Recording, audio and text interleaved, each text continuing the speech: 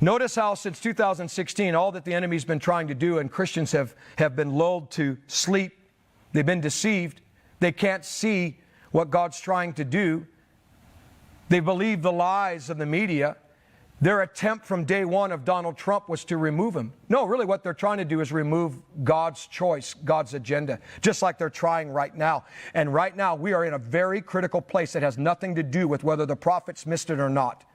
It's whether we are going to believe the report of the Lord through the prophets or the evil report of Satan himself. Hi, this is Ted.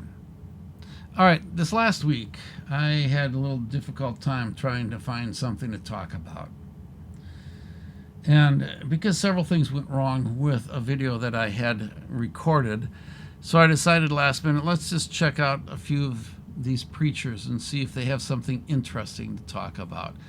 I didn't find anything real interesting, so I'm just going to give to you the 4 preachers that I looked at and tell you kind of some of the stuff that they're saying and some of the stuff that I learned that day. First of all, I knew this already, but I did learn that Hank Kunneman is still obsessed about politics. He is still obsessed with the fact that his president, President Trump, it's almost like Trump is his Messiah. But Trump just didn't make it, and he cannot accept that. He believes now, and he has claimed that it's going to be exposed. All right? There's going to be some exposure going on. I think 2 exposures are going to take place that he believes. One is that President Trump really won the election, but it was stolen from him by evil people. And this is going to be exposed. Now, he has said maybe Trump won't want to take over at that point, but that's up to Trump. So, in that way, the prophets are still right when they said President Trump will be the next president. And he does not accept President Biden as the legitimate president. I have said that before in past videos. He wants to demonize the left, and he wants to canonize the right, and he wants to canonize Donald Trump. I see also a second behind-the-scenes kind of expose that he's holding on to. And he hasn't said it to the best of my knowledge, but he really hints towards this a lot. That there really is, and he's buying that conspiracy theory that says that there are people in Hollywood, in Washington, very powerful people, and people who are very wealthy, who have this slave ring going on with children, kidnapping children, perhaps to the point of taking their blood and using it in their own offerings to make themselves more powerful. I don't know if he's gone that far, and I don't know how far down that road he's going, but I'm pretty sure this is the direction and the kind of expose he is expecting that will come out in the months or perhaps years to come. What I do see with him is he cannot admit that he was wrong. He cannot see that his predictions just didn't take place. Next, I went to Chris Yoon, and I watched him for a while. I have been banned for a week from recent posts, and I've just gotten basically a community strike. So YouTube is basically warning me and saying, just be careful. I'm appealing it, so I may be able to post earlier than 1 week. But I've also decided this may just be a decent time for me to take a quick break. Chris Yoon very much says pretty much the same thing as Frank Kunneman. He hasn't talked about the children like Hank does, but he does say there's some stuff going on behind the scenes. We don't see this, but there's an expose coming. And he taps it down to this year that it's going to be taking place. And I just want to say about this expose, it really has happened already. This last year has exposed that they have no power over disease. Absolutely none. all their claims, all their demands, all their saying that they have authority over COVID, it has not even touched the disease. They can't admit, Chris Yoon likewise cannot admit that he has been and has prophesied falsely. This is part of the expose that has already taken place, that these prophets are not prophets. He did, in his video, talk a little bit about, because it was Good Friday, he talked a little bit about the cross, and for that I'll give him some kudos. Kevin Zadai. Hello everyone, Dr. Kevin Zadai with you. Welcome to the secret place where there's the atmosphere of heaven. And this program is going to be exciting because we're going to be talking about your secret book in the heavenly realms. Right in the library of heaven, God wrote a book about you before you were born.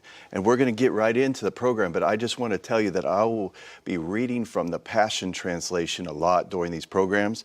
And we're going to start out that way with Psalms 139:16. Kevin Zadai. I put out one video about Kevin Zadai, and I got a lot of negative comments on that one. My favorite one is, "Oh, we should take this off. Nobody likes it." And I think what happened is Google, YouTube, decided that the people who would really want to watch Kevin Zadai are Kevin Zadai's followers, so it kind of shot it out to all those Kevin Zadai followers, and they didn't like it. I wonder why. Anyway, in this video, Kevin Zadai makes it a point to let you know in several ways. In the background, if you saw the beginning of this, if you notice it says Dr. Kevin Zadai. This is such a scam. Dr. Kevin Zadai. He does not have an official or legitimate doctorate. Okay, Kevin Zadai, really, the whole message is, and I've only heard 2 of his messages in all of my life, so I can't say Kevin Zadai a lot about him, except in the 2 messages that I did hear, he is very, very, very, very, very positive about you. You are special. You are so special. And this is probably one of the reasons for success. People want positive, and I understand that. But let me put it in terms of raising a child. I have two girls now in their 30s. When they were growing up, I realized no parent is perfect. Parents make a lot of mistakes. But there's 2 principles I think every parent should hold on to. Kids need love, attention, that includes intention, encouragement, things like that. But they also need discipline. They need boundaries. Children without boundaries. You ever see parents who just cannot say no to their kids? They just can't create a boundary for their kids. They let the kids do whatever they want. I'm going to tell you, the kid feels insecure. They need boundaries. They'll fight those boundaries, but they need boundaries. We, as adults, need boundaries. You don't just let yourself go rampant with every desire you've got. You need boundaries. And the Bible says, basically, it is designed, it's there for us for correction, for reproof, and encouragement. We need both. Now, I don't know enough about Kevin Zadai to know if he's got other messages that would do the correction and reproof. I don't know. I do know that the 2 I heard were so over the top, you're so special, that I was a little bit, I don't know, I was a little turned off by it. He also uses the Passion Bible, which is the New Apostolic Reformation Bible. An apostle basically interpreted this from other Bibles.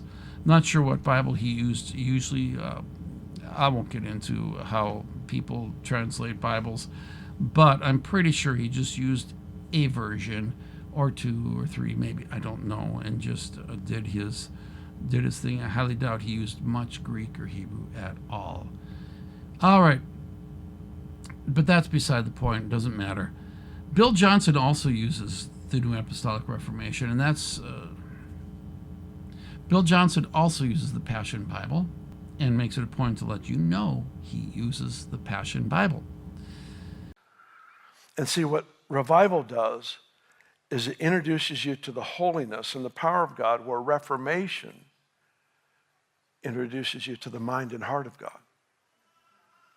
And people paid this great price for revival. They experienced the move of God. They see the miracles. I tell you what, I would have come today for that song. In fact, as far as I'm concerned, we could start with that and end with that. For 2 hours, let's just sing that song. I'm already a mess. I cried my eyes out first service, and I'm still a little bit damaged. I'm damaged merchandise from that song. In his message, he kind of meandered a little bit. He teared up. This is a ploy done by Jimmy Swaggart. Now, I'm not going to say this is a ploy by Bill Johnson, because I know pastors can do that from time to time. You do get involved with your message, and from time to time you can do that. With Jimmy Swaggart, however, I didn't watch him this week. Maybe I'll do a video on him one of these days, because I know a lot about Jimmy Swaggart. I've got secondhand connections to him and stuff. But I'll get into Jimmy Swaggart one of these days. But Jimmy Swaggart uses crying and tears to manipulate and to just get that audience on his side and feel with him. And it is a manipulative tool in preaching. However, having said that, now in Philippians 3:18, Paul himself said, I'm writing to you weeping. So there's nothing wrong with presenting the Word of God with tears in your eyes. I don't see a problem with that. I just wanted to point out he did tear up a couple times in his message. And his message was, we need to get back to revival. Now, I'm reading a book by him about prophets and prophecy, and I'm going to be talking about some of that in days to come. But in his book, he does tend to develop some of the themes he had in this sermon a little better. But he does differentiate between revival and reformation. Revival is kind of the beginning part, when you've been fasting and praying, and you have the team seeking God with all their heart. And all of a sudden, the Holy Spirit comes and glitter falls down from the ceiling in your congregation, and smoke pours into your congregation. And this is revival. No, actually, revival would be those beginnings, those starts where just all of a sudden the Holy Spirit just pumps into the congregation, and amazing things happen. And he would say that miracles happen. I've got another thing about that, but I'll talk about that another day as well. But we need to get back to those early days, is what he's trying to say. Now, I know Revelation chapter 2 talks about the church of Ephesus, and the church of Ephesus, they needed to return to their first love. But he feels that we need to return to that revival. And it's really eating him up, and it's really bothering him. So I have a question. Are we going to see more fog machines and glitter coming down from the ceiling? Don't know. All right, this Ted, you have a good one.